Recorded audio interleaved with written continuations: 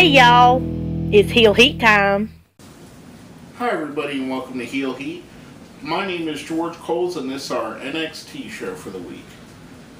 Let's start off with the first match of the night. Bayley versus Summer Rae for a number one contendership for Charlotte's NXT Divas Championship. Summer Rae picks up the win in a way to further the feud between her and Charlotte and the former BFFs. Little thing to take away from here, and I'm a huge Bayley supporter. I'm just not fond of the way that they keep booking her as a bridesmaid, where she's the also ran in the number one contenders match or the finalist for the Divas tournament. I think they could do so much better with her, and I'd like to see her get an NXT Divas Championship and get more solidly booked. I think she's a great character. I enjoy what she does, and I think it'd be good for them to put focus back on her. Summer Rae, someone that's going back and forth between the main card and NXT. I understand what they're doing and why they're doing it, but she doesn't necessarily need the focus, whereas Bayley could benefit a lot from it. Now, coming off of that, we're going to go into our second match of the night. Sin Cara versus Wesley Blake. Sin Cara picks up the win after an impressive showing. I kind of think they're doing with Sin Cara what they're doing with Tyson Kidd and Justin Gabriel, who we'll talk about a little bit later. They're bringing them into NXT kind of to revamp them and get them recharged and restarted and get the fans to cheer for them. I think the fans are it's a little bit different time than it was back in the 90s when they could change Doink from being, the original one, which was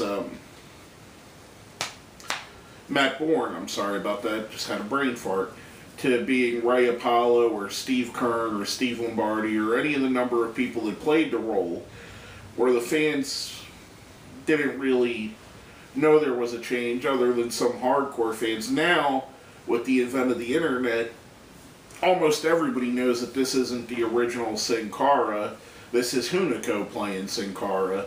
So I think it's going to be hard to get the fan base behind him knowing that. But he did put in a good solid showing. I've always actually liked Hunico better than the original Sin Cara, Mystico. I think he's a better wrestler all around. I'd like for them to have given him a chance as a different character, but he's doing as good as he can with this role, I guess. Next up, we have CJ Parker inviting Xavier Woods out to apologize for what happened last week on the show. Woods comes out, he doesn't accept apology. We see CJ Parker attack him.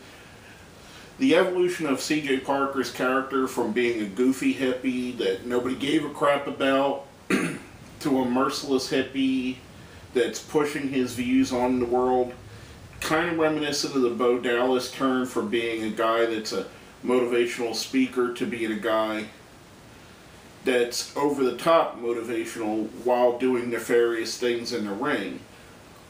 I enjoyed it. I liked CJ Parker screaming at him, "It didn't have to be this way."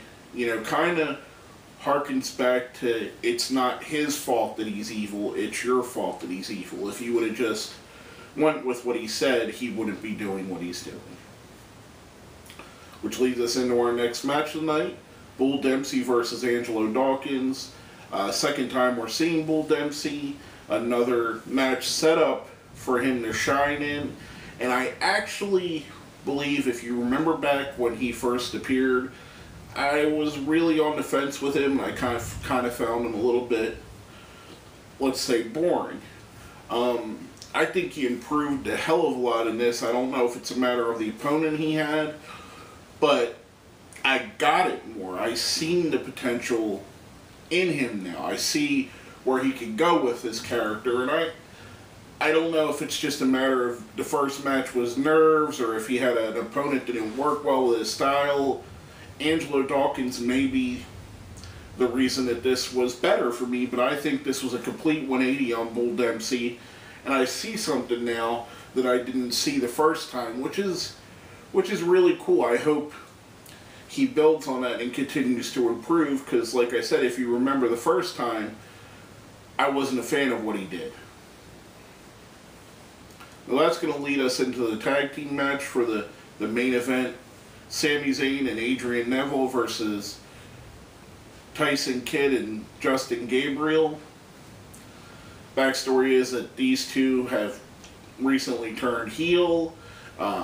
Gabriel and Kidd on Sami Zayn, and both have had issue with Adrian Neville, who's Sami Zayn's friend, so they're going to team up with each other. I thought this was the match of the night by far. I thought it was a great match. I thought Kidd and Gabriel in their new role as cocky heels is well suited for them.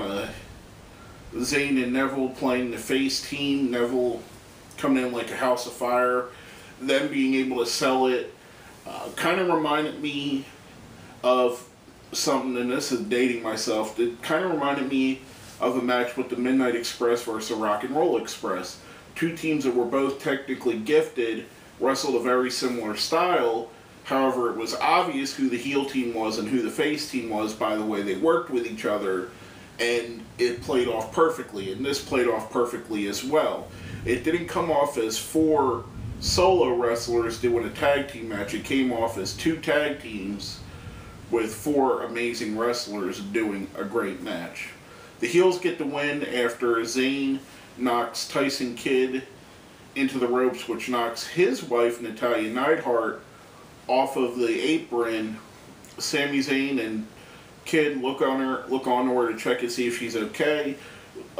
Kidd takes the opportunity to roll up Zayn and pick up the win. I thought that was a cool ending.